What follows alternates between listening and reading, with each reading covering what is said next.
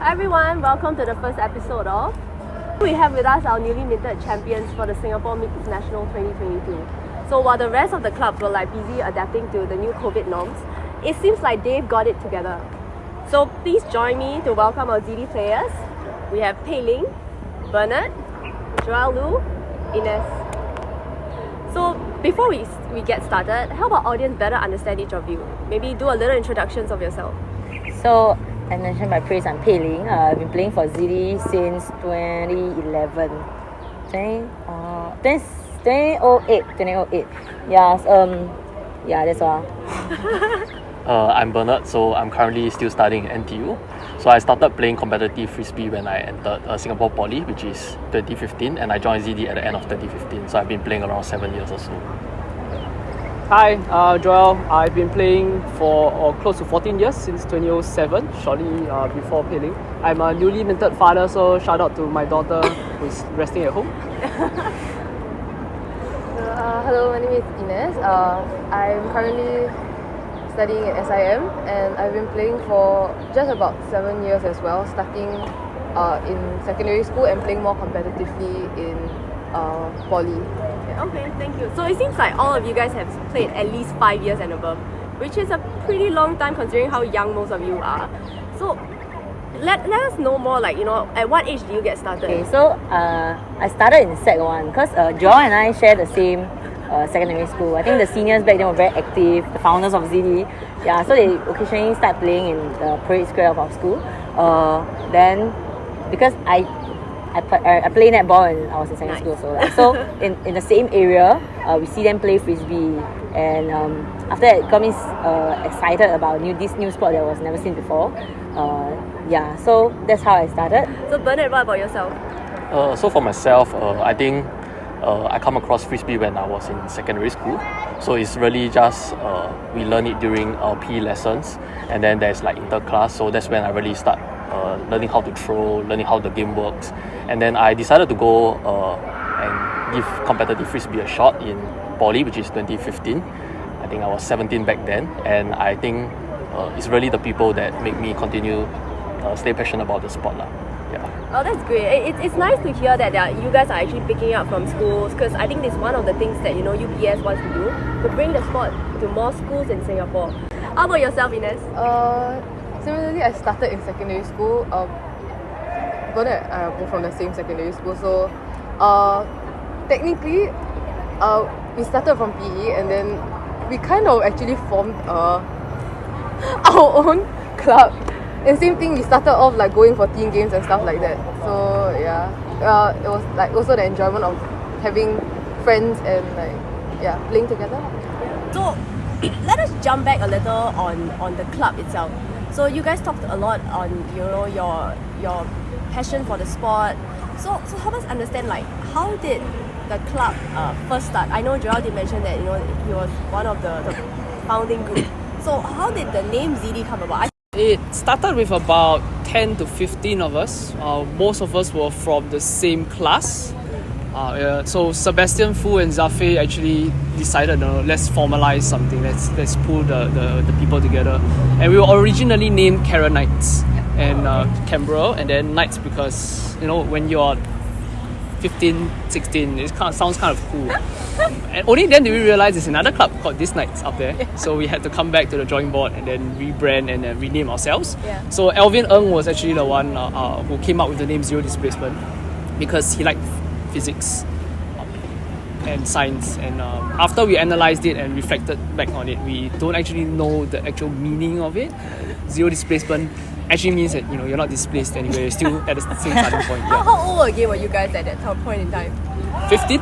Okay, so that's 16, pretty yeah. fair to say that the name just sounded cool and you guys went with it. Yeah. And then so there were 50 people. So when you guys started, what was the vision that you had in mind? Why did you guys gather that 10-15 people together? What did you hope to achieve in the early days? We got exposed to the ultimate community through the forums, and one of the older clubs back then, Dreads, who is no longer playing, they opened up the trainings to us and shared with us what the community was like back then. So the most immediate goal that we had was to participate in the Singapore Ultimate Opens. the SEO back then, for those of you who are a bit younger. Yeah. Yes, yeah. That was the premier ultimate tournament in Asia, and we thought it would be good for us to get there. Eventually we did in 2010 after a couple of years, so that took us a while. Yes, but we started small. We dreamt big in our sense back then, and now as we grow on, have more people, have more resources, we dream bigger.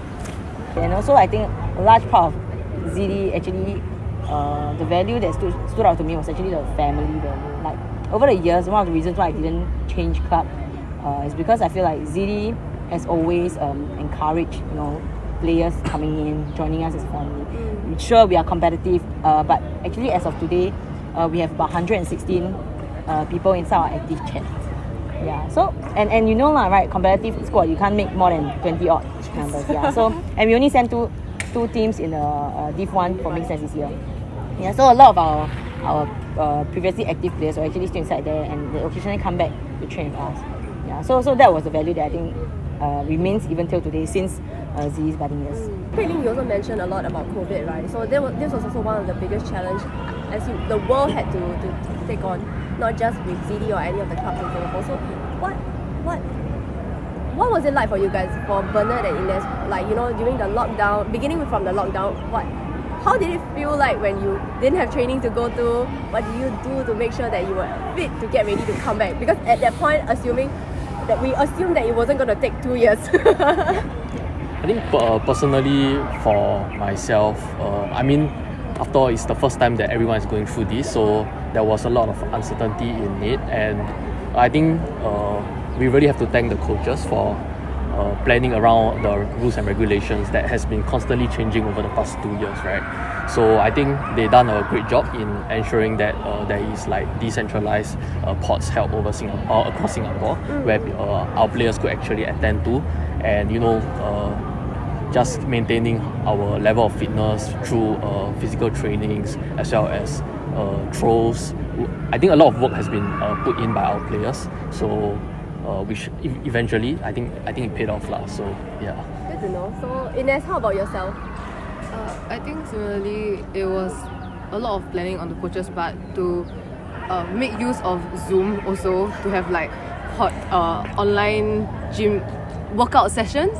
And then so that also carried on to having like plans during the week if for individual players. So if we couldn't gather together, is like we can work on our physique individually. Then we, after things opened up, then we progressed to pod trainings with smaller groups and all that. Yeah. So but personally also it's like just keeping like fit, like working out aside from training. So for Joel and Pei Ling, you guys were more like the leaders in the club. What were your challenges like? Like how do you engage? Make sure the players were engaged via Zoom, because it's the new thing, right? How do you do exercises together, like with a like video cam going on like in front of you? How do you guys like plan like what's next for ZD, considering that there was just so much uncertainty going on? So I think for at least from the planning perspective, it was about having multiple contingencies and scenarios and draw plans, to put it in the military terms, right? Where we could just pull out if regulations ease this during this period, we could put plan A, we could put plan B. In terms of working out online, it was awkward and very hard to get everybody really active. Awkward at first. Awkward at first, yeah. And we realized that we needed a nice blend of having people engage online, but as well as setting certain benchmarks and numbers for our players to hit that they could do on their own time. And I think the most challenging thing for us was keeping engaged with everybody. Making sure that we kept up to date with what our players were doing, how they will carry on with life, what are their life plans around this entire pandemic, and what comes out after that. Yeah, that's just great to hear. Pei Ling, anything else to add on? Actually, I think I participated in a few of the Zoom PT stuff. I think it was okay lah. Like what we said earlier, it was a bit awkward at first, but then generally as Zoom became like a norm, people online became everybody took it as like a normal. It was new normal back then. So there wasn't a lot of challenge, and I think in general we are quite active in terms of how we post it on social media and comment it and share with each other. Yeah, so it was alright for us. Now when we look back, it's just alright lah. Like. So you guys also mentioned, and at that point in time, what was the active number like? Like how many people do you guys think you if you suddenly have to like form a team, how many people would you get based on the engagement at that point in time? 10 to 20.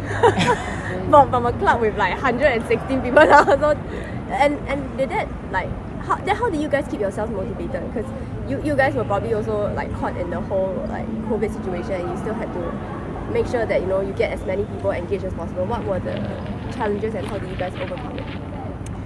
It was it can get quite demoralizing, right? You see a huge active chat, and then you only have a handful of people who come down. But then you realize that this handful of people, group of people, are giving you their time in their life, and trusting you to spend that time wisely, that 3-4 hours with them, and that that keeps you going, because you then know that I am helping this group of people, I'm keeping them engaged, and everybody else, as long as they see that we continually put the effort in.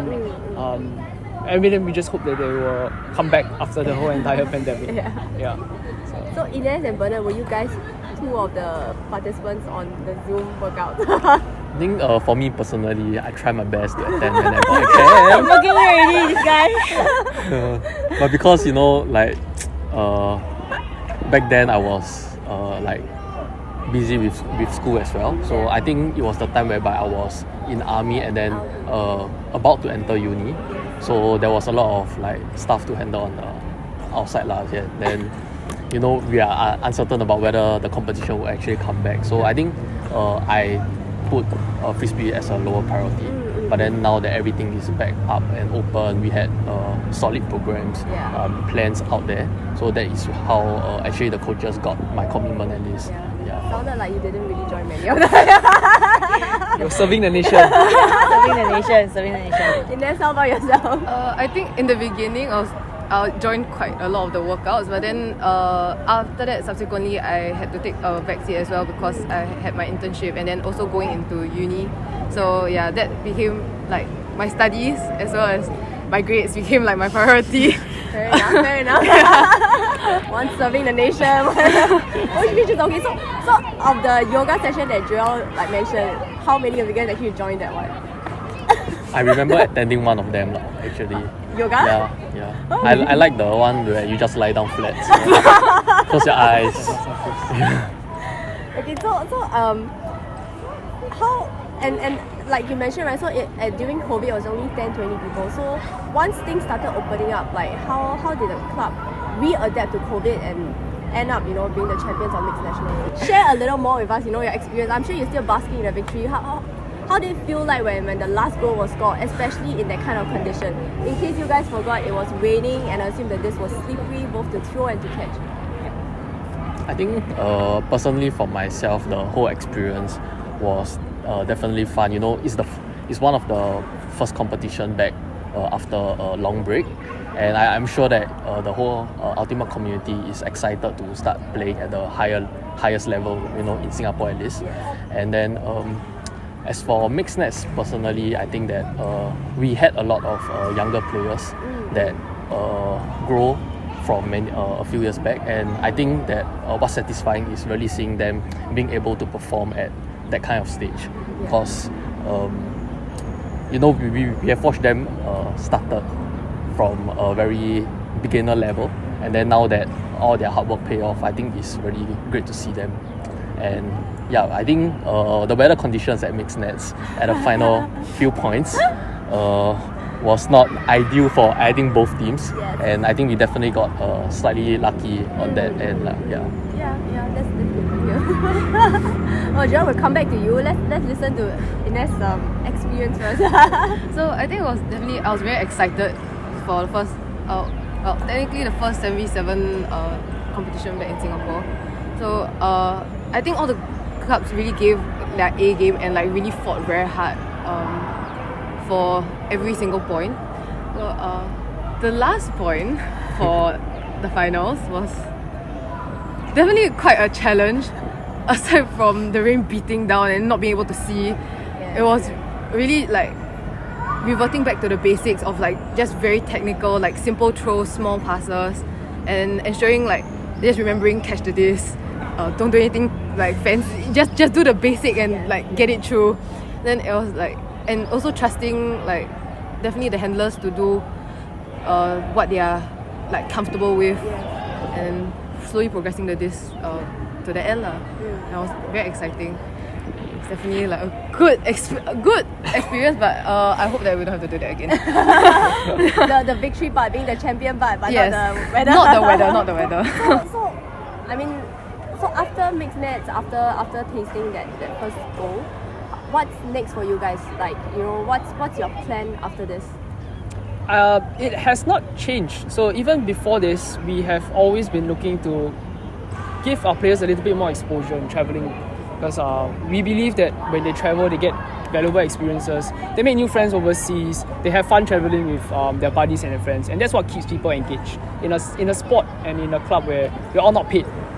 We want to make sure it's as fun and everybody has some milestones to look forward to every year. Oh, this year we're traveling to Malaysia. Next year, can we go to Vietnam? Can we go eventually to the US? Yeah. Puts a target for them, gives them a picture, a vision, and then it gives everybody something to work towards. And since you mentioned that, what's the next short-term goal for ZD and the long-term goal for ZD? The long-term goal for us, I think, for us, we want to bring the name to Worlds. We want to be a name stay. So in 2026, when it comes a full circle back to the World Clubs, we want to be there in either one of the divisions. Playing alongside either other teams that we might get, if we get the bids for, or the other clubs as well, to represent the country, to bring our best foot forward. That's in a slightly medium term. In a short term, it's about rewarding the players that we have here, finding them opportunities, taking in their feedback to re-strategize as well as to tweak our program so that we can balance out the different groups of players that we have. Thank you so much for giving us your time on a Sunday morning. Yes. Again, congratulations on becoming the champions for the mixed nets this year, and we hope to see more big plays and amazing things from ZD itself in the near future. Thank you, and we will see you guys in the next episode. Bye.